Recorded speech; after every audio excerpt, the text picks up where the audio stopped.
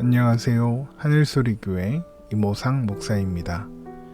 2021년 2월 16일 화요일 오늘의 말씀 시작하겠습니다. 오늘 나눌 말씀은 누가복음 13장 31절에서 35절의 말씀입니다. 곧 그때에 어떤 바리새인들이 나아와서 이르되 나가서 여기를 떠나소서 헤롯이 당신을 죽이고자 하나이다. 이르시되 너희는 가서 저 여우에게 이르되 오늘과 내일은 내가 귀신을 쫓아내며 병을 고치다가 제3일에는 완전하여 지리라 하라. 그러나 오늘과 내일과 모레는 내가 갈 길을 가야 하리니 선지자가 예루살렘 밖에서는 죽는 법이 없느니라. 예루살렘아 예루살렘아 선지자들을 죽이고 내게 파송된 자들을 돌로 치는 자여, 암탉이 제 새끼를 날개 아래에 모음같이 내가 너희의 자녀를 모으려 한 일이 몇 번이냐.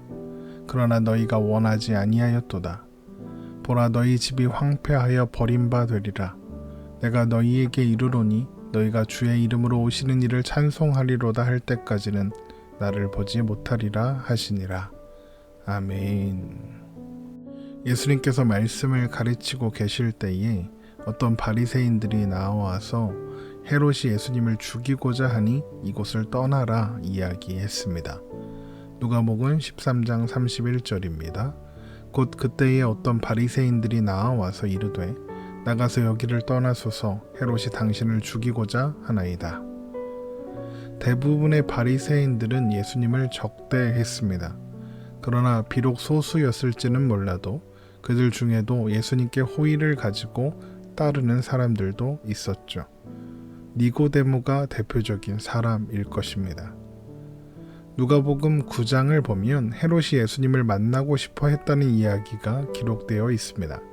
그래서 헤롯은 아마도 예수님이 예루살렘에 오면 자기 앞에 데려오라 이런 명령을 내려놓았을 것입니다. 그것을 알게 된 예수님을 따르는 바리새인들은 헤롯이 예수님을 죽이려고 한다 이렇게 생각하고 예수님께 예루살렘으로 가시지 말고 피신하시라 이렇게 경고했던 것입니다. 그런데 지금 예수님께서는 왜 예루살렘을 향하여 가고 계시지요? 누가복음 9장 51절입니다. 예수께서 승천하실 기약이 차감해 예루살렘을 향하여 올라가기로 굳게 결심하시고, 예수님의 승천은 십자가와 부활을 전제로 하는 사건이다 라고 말씀드렸습니다. 그래서 예수님께서 예루살렘을 향하여 가신다는 것은 곧 십자가를 향해 가고 있다 라고 할 수 있죠. 예수님께서 십자가로 가시는 것은 십자가에서 대속의 죽음을 죽으심으로써 죄와 사망에 매여 영원히 죽을 수밖에 없었던 인간들을 구원하시기 위한 것이었죠. 그러나 바리새인들은 예수님께 호의를 가지고 있었다고는 하지만 예수님께서 왜 예루살렘으로 가고자 하시는지 이해하지 못하고 있었던 것입니다. 그래서 그들은 위험이 존재하는 예루살렘으로 가시지 않기를 바랬던 것입니다. 그러나 예수님은 그 길을 피하지 않으신다 말씀하십니다. 하나님께서 선택하신 자들을 구원하시기 위해서 십자가도 마다하지 않으시는 주님이시기 때문이죠. 그래서 예수님은 그들의 경고에 이런 대답을 주십니다. 누가복음 13장 32절에서 33절의 말씀입니다. 이르시되 너희는 가서 저 여우에게 이르되 오늘과 내일은 내가 귀신을 쫓아내며 병을 고치다가 제3일에는 완전하여 지리라 하라. 그러나 오늘과 내일과 모레는 내가 갈 길을 가야 하리니 선지자가 예루살렘 밖에서는 죽는 법이 없느니라. 여기서 여우는 헤롯을 가리키는 말입니다. 그리고 제3일이란 문자적으로 3일이다 이런 뜻이 아니라 짧은 기간, 곧 이런 의미입니다. 지금 예수님께서 귀신을 쫓아내며 병을 고치신다 이야기하신 것은 예수님께서 이루고자 하시는 완전한 것이 무엇인지 보여주는 일들입니다. 하나님 나라를 이루시고 완전한 자유와 해방을 주시는 것이죠. 그 완전한 것을 이루시기 위해서 예수님은 예루살렘에서 십자가에 죽으실 것입니다. 그리고 그것이 예수님께서 가셔야 하는 길인 것입니다. 결국 이 말씀은 예수님께서 가셔야 하는 길은 이미 정해져 있고, 그래서 헤롯이 위협하든 방해하든 상관없이 그 일은 진행될 수밖에 없다는 의미입니다. 그 누구도 방해하거나 연기되게 할 수 없는 것이죠. 예루살렘에 올라가 죽으실 것에 대하여 말씀하신 예수님은 이제 예루살렘을 향한 탄식의 애가를 부르십니다. 누가복음 13장 34절입니다. 예루살렘아 예루살렘아 선지자들을 죽이고 내게 파송된 자들을 돌로 치는 자여, 암탉이 제 새끼를 날개 아래에 모음같이 내가 너희의 자녀를 모으려 한 일이 몇 번이냐. 그러나 너희가 원하지 아니하였도다. 예수님은 예루살렘이 하나님께서 보내신 자들을 돌로 치고 죽인 자라 이렇게 말씀하십니다. 그러면서 예수님께서 오셔서 암탉이 자기 새끼들을 날개 아래 모음같이 그들의 자녀를 모으려 하셨지만 그들은 원하지 않았다 말씀하십니다. 예수님께서 그들을 버리신 것이 아니라 그들이 예수님을 외면했다는 것입니다. 결국 그들은 예수님을 거절함으로써 황폐하게 될 것이고 버림받게 될 것입니다. 누가복음 13장 35절입니다. 보라 너희 집이 황폐하여 버림받으리라. 내가 너희에게 이르노니 너희가 주의 이름으로 오시는 이를 찬송하리로다 할 때까지는 나를 보지 못하리라 하시니라. 여기서 너희 집은 이스라엘 백성들이 하나님의 집이라고 생각했던 예루살렘 성전을 의미합니다. 그들은 예루살렘 성전이 하나님의 집이며 그리고 그것이 하나님의 날개 그늘 아래라고 생각했죠. 그러나 더 이상 성전은 하나님의 집이 아니었습니다. 그곳에 하나님이 계시지 않았기 때문이죠. 그들은 성전을 강도의 소굴로 만들었고 성전의 주인이신 예수님을 의심하고 배척했습니다. 구원자 되시는 예수님께 주의 이름으로 오시는 이를 찬송하리로다 라며 외치고 영접해야 했던 그들이 오히려 예수님을 거절함으로써 황폐하여지고 버려지게 되는 것입니다.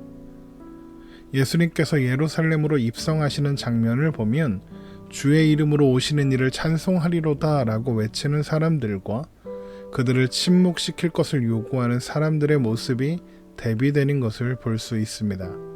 누가복음 19장 37절에서 40절의 말씀입니다.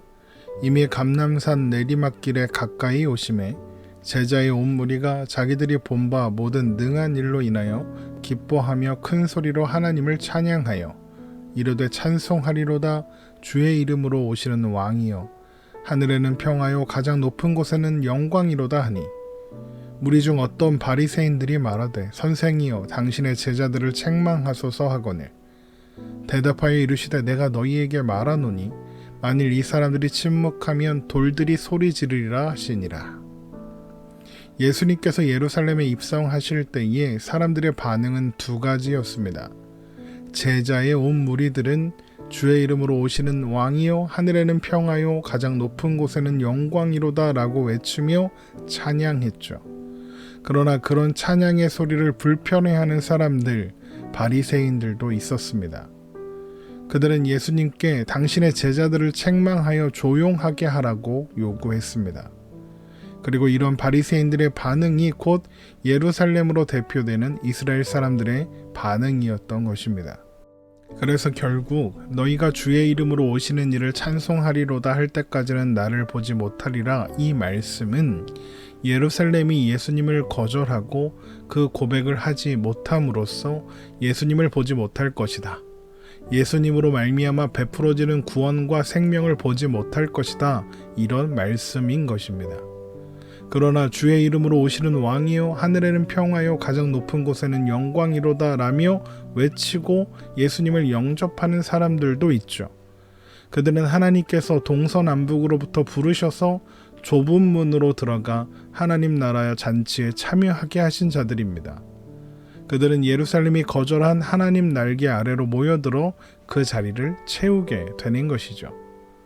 마치 혼인잔치에 청함을 받았으나 가기를 거절한 사람들 대신 거리에서 불러 모은 사람들로 혼인잔치의 자리를 채우는 것처럼 말입니다.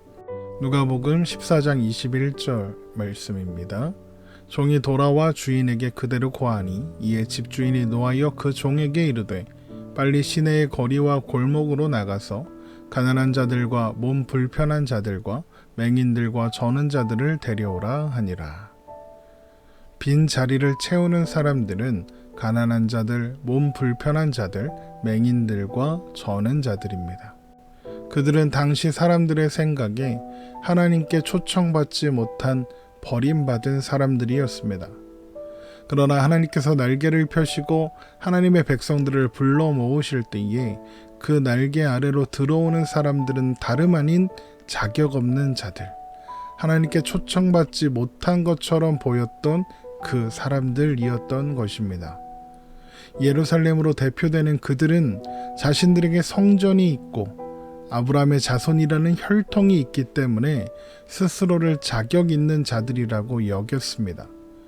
그러나 하나님이 계시지 않는 성전은 더 이상 성전이 아니며 아브라함의 자손은 혈통으로 되는 것이 아니라 약속으로 되는 것이었습니다. 그들이 자격이라고 생각하던 모든 것들이 아무 소용없게 되어 버린 것입니다. 스스로 자격 있다고 생각하는 사람들은 주님을 볼 수 없는 것입니다. 주님은 그런 자들을 모른다 하실 것입니다. 그리고 자격 없는 자들, 은혜 아니면 주님 앞에 설 수 없었던 자들을 불러 하나님 나라를 채우실 것입니다. 하나님은 우리에게 자격을 요구하지 않으십니다. 그저 부르셨습니다. 우리를 하나님 나라 잔치로 초청하셨습니다. 우리는 하나님께서 부르실 때에 주님 손에 이끌려 좁은 문으로 들어온 사람들입니다. 우리를 그 앞으로 데리고 가시기 위하여 주님은 주님이 가셔야 했던 그 길, 십자가의 길을 가셨던 것입니다. 부르신 하나님의 은혜와 우리를 그 앞으로 데리고 가신 예수님의 사랑과 하나님의 부르심에 응답하도록 우리의 마음과 생각을 주장하신 성령님의 열심이 우리를 하나님의 날개 아래에 하나님의 자녀된 자리에 서게 하셨음을 기억하며 주의 이름으로 오시는 이를 찬송하리로다 라는 찬양이 우리의 오늘들 가운데 선포되어지기를 주님의 이름으로 축원합니다.